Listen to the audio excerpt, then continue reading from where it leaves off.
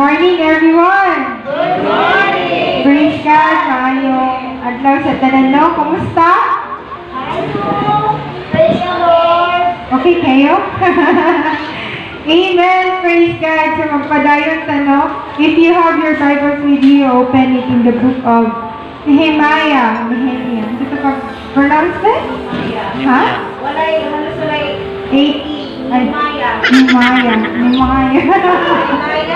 Nehemiah, chapter 8, verse 10. So, sa New, padulong ko sa the New King James Version, the Word of God says, Nehemiah ingon, and he said to them, go your way, eat the fat, drink the sweet, and send portions to those for whom nothing is prepared. For this day is holy to our Lord. Do not sorrow, for the joy of the Lord is your strength. Amen. Praise God.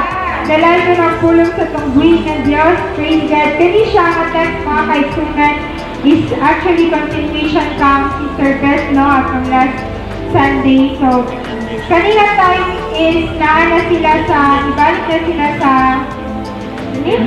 Jerusalem from Babylon. So, nagkagyapon kay pangalan na mabasa din ha. Which is sila na tumang-pronounce. So, kato sila namalik na sila sa Jerusalem. Kaya nahuman na ang wall na gitukod nila ni Nehemiah. So, karon ng panahon, nag-celebrate na sila no, sa victory nga ilahang nakamit. So, this time mga kaisunan, ayaw ko ninyo i-judge. Since I'm bringing you this topic about love at sickness. Katawag na yun. Love at sickness. Kasi mayroon mo nga, Sister Joyce, gasakit ka galing ta, katawad pa din ta, kabinuang pa kay Nimo, katrikit pa kay Nimo, tawa kasi Jerry. Diba? So, love at sickness, because na yung sa ito pang life na kanang mabot kita sa point na bingo ni Brother June na kanang luyang-luyang kay ka, gipati na kasi kanang gipati niya dili maayo. Amen? Usahay mabot ka itong kinabuhi, mabot nga kanang feeling na to nga, grabe na katong sugod silang doon, no? Dito ba'y wala anxiety ato man tayo nagtudkaroon? Dito ba'y wala na kapilog kabalaka, kaguol, kahadlok?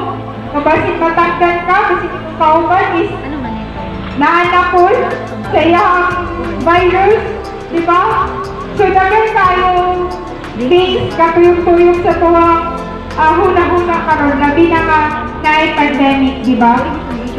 But the Word of God says, the joy of the Lord is your strength. Amen? So, sa itong dapat buhaton, letting joy flow. It will allow the Spirit of God to strengthen you and it will overflow in your life. Amen? So, dili na ito himuon nga. For example, ako, kanang daghagibuhat, sakit ang lawas, daghaginahuna. Well, dito na lang po ka magmumok, dito na lang po ka mag-stay, na dili na lang po ka mag-halubilo, dili na lang po ka magkatawa-katawa, ana bitaw. Ang pulong sa Ginoo na gaingon nga, letting joy flow allows spiritual strength to flow in your life. So kung whatever di ay atong maka-experience sa life, no, dili lang kasakit, dili lang balatian, let joy overflow within you. Kasi meaning na, lahi man ang happiness, di ba? Lahi po ang joy. So joy is ang deeper sa happiness. Mas deep siya sa happiness. So, laughing is a way to allow the joy already in your spirit to flow.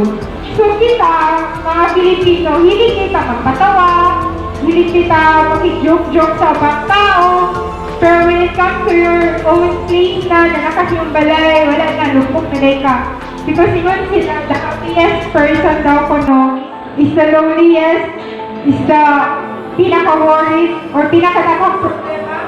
Diba? And the way of releasing their problem is through giving joy, giving happiness to other people. So that's why when you hear someone naghahatag og joke sa imuha, when you hear someone gitikot ka sa katawa lang good. Amen? Katawa ka na, no? It will release the pain, the struggle, the stress from you. Amen? Kaya dili sa tanang panahon, lumbog-lumbog na lang ka, magbugot-bugot na lang ka, kaya anak ka nakasakit yung dibati. Amen? Because your spirit is a part of you that is born again, and we are a new creation and union on Christ, with Christ. So, since na tao, we are together with Christ, or ang Kristo is na sa itong kasing-kasing. Wala na tayo kapalaka, wala na tayo ikaluya. Kaya kabalata si Kristo na nagpuyo sa itong kasing-kasing, mauwi mo hatag ka na itong strength, mauwi mo hatag ka na itong comfort, mauwi mo hatag ka na itong happiness, mga kaisunan, which is mo na makapahiling kanimo. Amen? Amen? Makapahiling kanimo ang sigig katawa, church. Dili lang sa panabi, diba? Nanaka sa dalan, kalimutan katawa, bisa walay kinatawan na. Ambot na lang. Mahirap na. So, medical science has documented the beneficial effects of laughter on our health, no? Diba, ingon sila nga, ang endorphins ko, no, ang mag-promote of overall sense of well-being and can temporarily relieve the pain. So, these are temporarily, so sige ni mo katawa, mawala yung mga kasakit, mawala yung mga gipati na sakit sa imong ulo, sa imong ipon, sa imong batak, sa imong tiil, sa imong likod. Enjoy na to ang life. Amen? Mangita kaguin na dili ta ma-close kita ato ang mind na nasikit ka mong ulo, may ka magpangkitik na tayo ni mong heart. Di na din makatulog. Mo yung mag-post din sa mauna makahami. Na, hindi lang punta. Diba? Amen? Na ang endorphin sa itong body para mag-produce siya of good self na para mamaayo ato ang lawas. So, ang ginawang kahatag sa tuwa o buhay nga para dili ka malugmok, dili ka ma-stress at tumagipati. Amen? Hindi ka kayo nakarelate karoon na grabe, kapoy na kayo mo. Giubo mo, gisipon mo, gihilanat mo, ang iyong una-una. Na, si Kobe na din eh. Makati maha pabulad, oy. Kung makati mo, mamahay na. Amen? Salamat sa buhay na Diyos, makati mo matagpulan. Muna ilan na, bilhin pa na siya. Bilhin pa na siya. And laughter protects the heart. So when you laugh, mga kaitsunan, big reasons it will strengthen you and it will improve the function of your blood vessels. Para ma-distribute niya ang imuha, maayong ang nutrition sa imong mga veins. And it increases blood flow. So kung magpapalami po na itagkatawa, amen, kung masubrahan po di ay, since nga, ang sigig katawa is can protect us from heart attack or cardiovascular problems. Kung masubrahan ka na po dahil siya'y resulta. So, hinay-hinay lang po ta. Amen? So, experts tell us that every time we laugh, our immune system is boosted. So, lara di ay ang pangpa sa COVID. Katawa na di ay. Kaya makapag-boost na siya sa atong immune system, no? Amen. So, dili na to nanawag na pinakaroon ba nga. Kaya na mga duwag-duwag na rin sa office, na nakasulod, na nakahalupilog. Pero hindi, ganang ko, no? So, ang mga kauban na mo dito ng mga mata, wala na, tarantan na, dili ko yung duty, dili ko yung kukuhan, na. So, the more hinuunta ka mataranta, the more hinuunta ka stress. Amen. Matod pa sa teacher ni Jinjin last Saturday, ang daghan daw karon ang namatay na dili tungod sa virus, tungod sa stress, sa anxiety, diba sa kagungol, kahala, basing inani, or na-stress kaya wala na makaon, wala na trabaho. Amen? Pero kita nga nasayod ka kung kinsay source sa tanan yung kinahanglan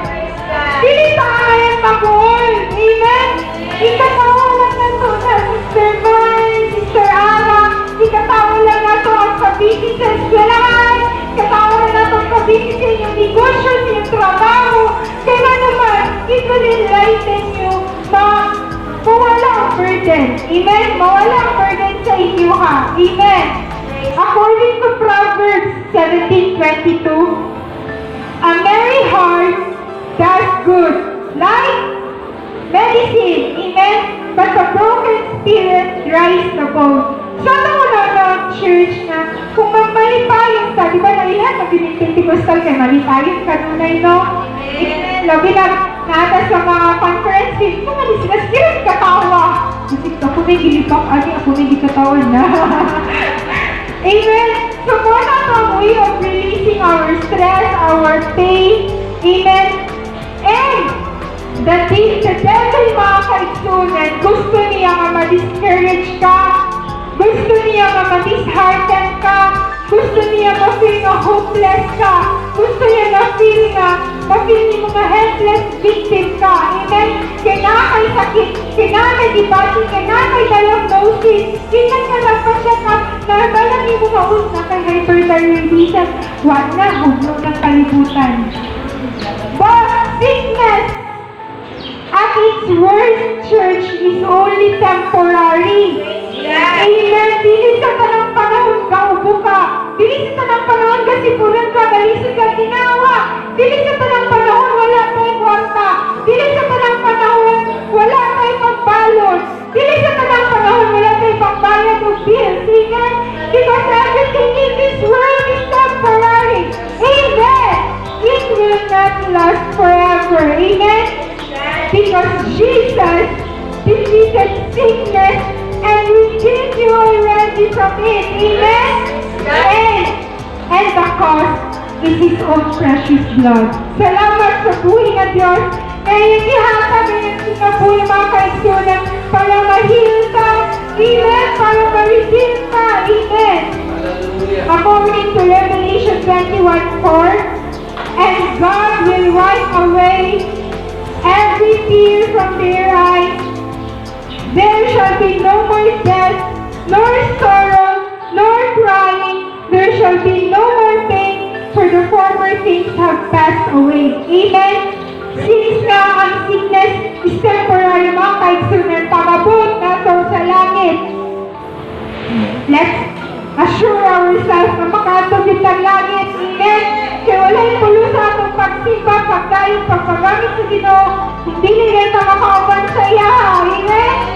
And dito mga kaigsunan, wala na'y pamatay, wala na'y sorrow, wala na'y crying, wala na'y hila, wala na'y kabalakan, wala na'y COVID, wala na'y sakit sa ulo, wala na'y sakit sa dughan, wala na'y palpitation, kaya di nakatulog.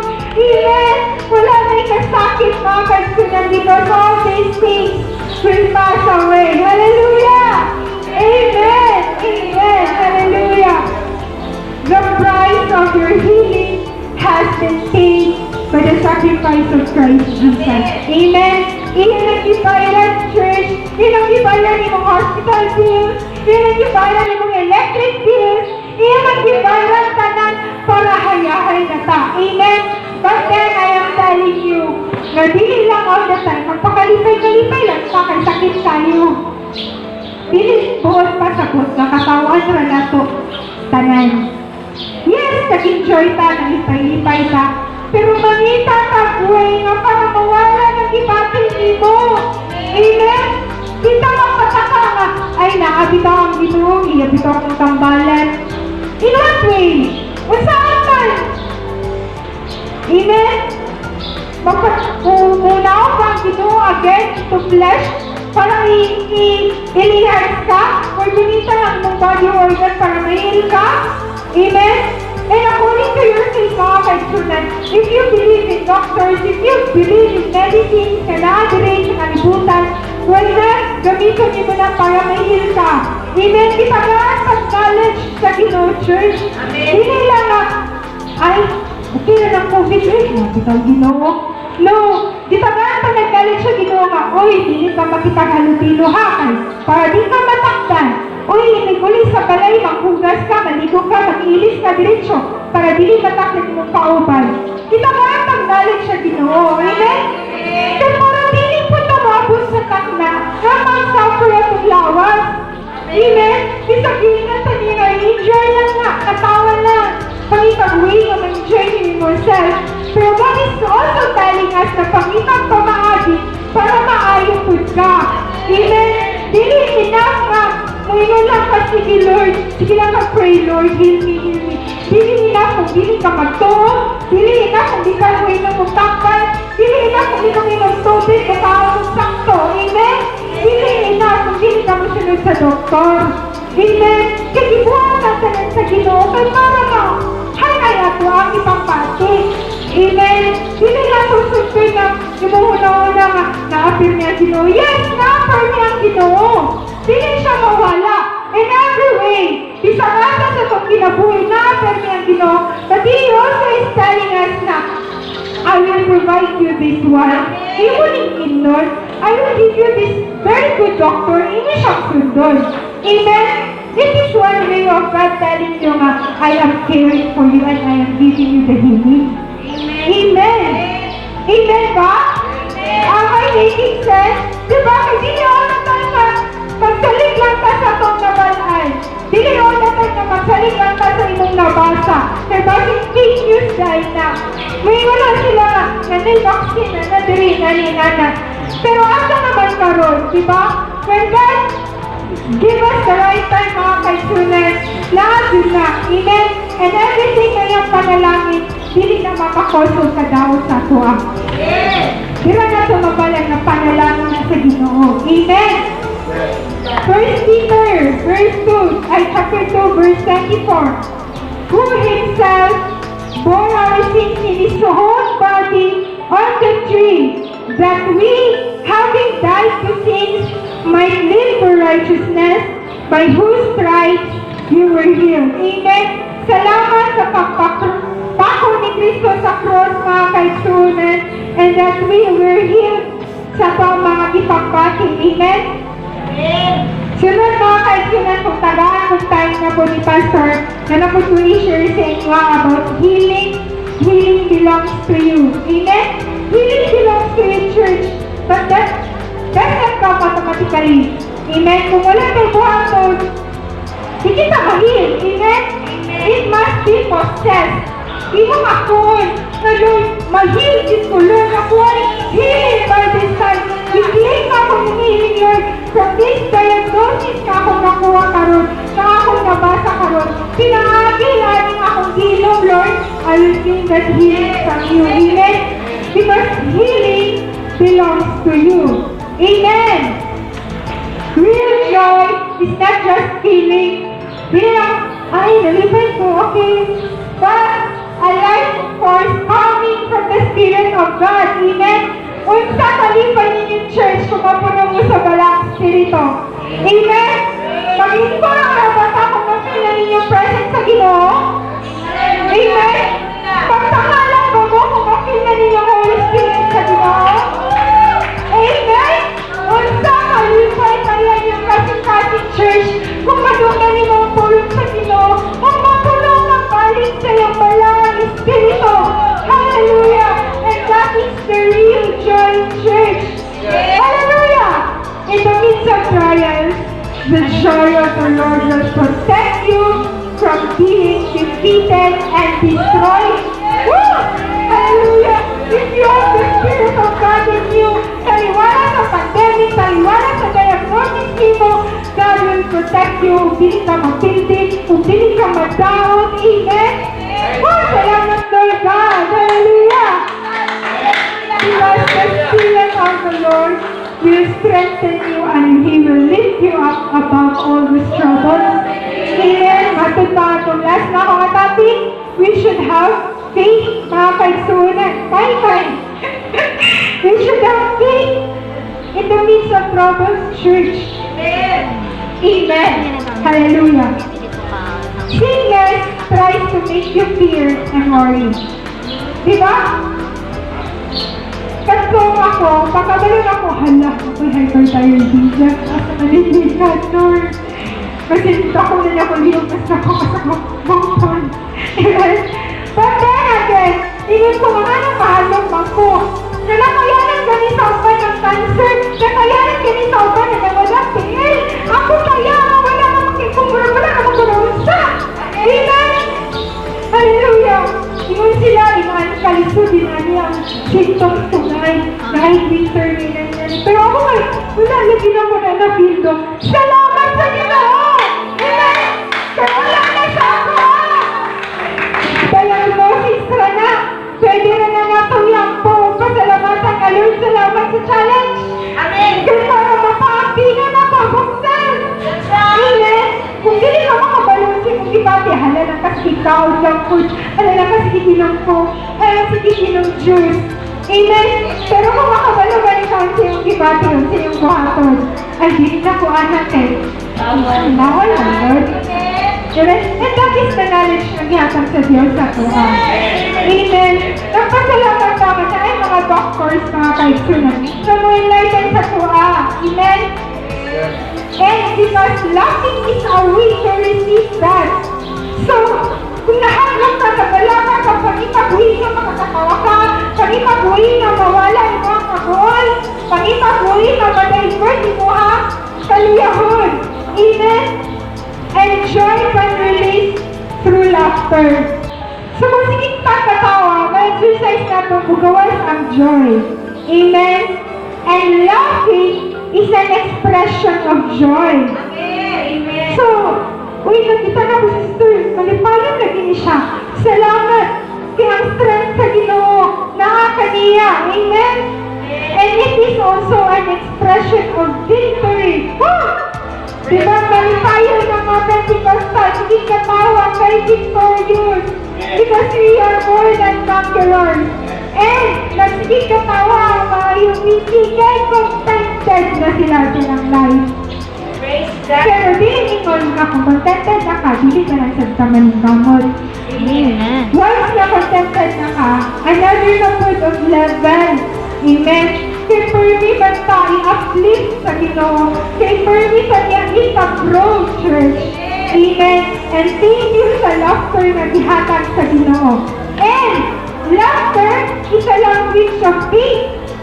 Amen. So, makita na sa ito isip ka churchmate na umalipahin kay si brother. Peace of taliwala sa discrimination. Taliwala sa kalisod. Kaya naman, makita na to ang faith na nasa iyaha. Amen? And faith loves. Nakatawa na mga kaigsunan, pakita sa inyo ako kung sa ka-deepen ng inyong pag-worship sa Ginoo, kung sa ka-deepen ng relationship sa Ginoo, sa ka-deepen ng pagpangalagad sa Ginoo. Amen? Praise God. So, by this time, church, can you say, I will laugh at sickness? I will laugh at sickness. Amen! I-declare natin sa buong kagalingan church na taniwala sa mga kasakit, sa mga kapoy, pagmalipay yung tao, magpapasalamatan tayo sa pag-uwi na Diyos.